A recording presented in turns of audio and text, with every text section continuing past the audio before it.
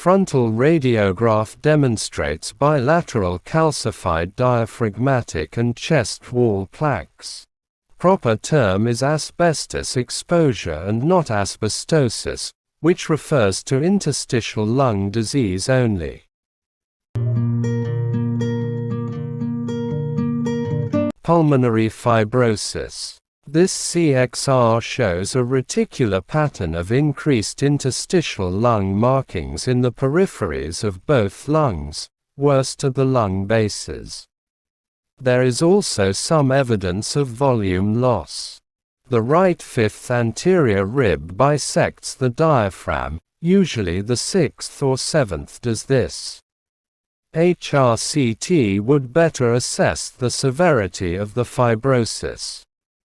The differential diagnosis for this distribution of fibrosis would include IPF, fibrosis related to connective tissue diseases such as rheumatoid arthritis and scleroderma, drug-induced fibrosis and asbestos-related fibrosis.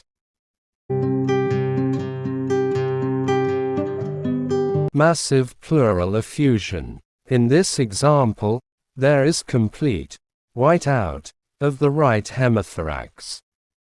A big clue to the cause here is the fact that the trachea is being pushed to the opposite side.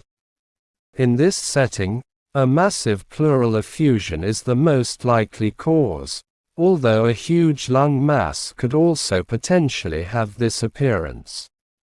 If the trachea were being pulled towards the opacified side, the differential diagnosis changes to pneumonectomy or complete collapse of the lung, which could be caused by an obstructing tumor in the right main bronchus.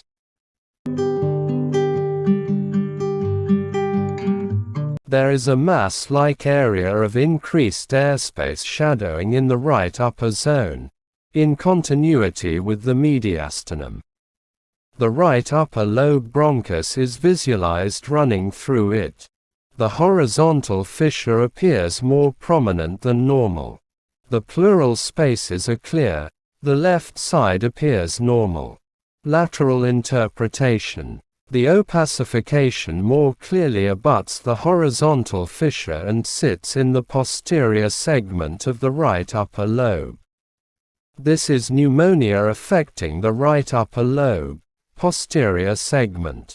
The differential would include a malignancy. CT may help distinguish between infection versus malignancy, although usually treating for infection with repeat imaging at 6 to 8 weeks later is required to ensure the consolidation and likely reactive adenopathy has resolved.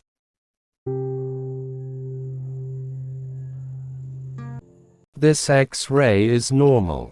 It looks like this patient has a left pneumothorax on first glance, but the pleural line you think you see is actually a skin fold. Notice that the pulmonary vessels extend to the outer edge of the lung fields.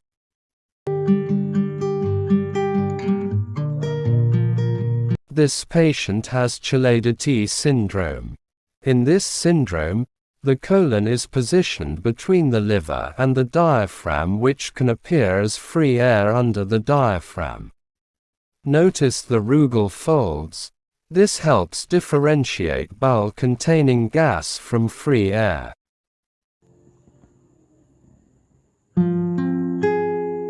This patient has a left shoulder dislocation.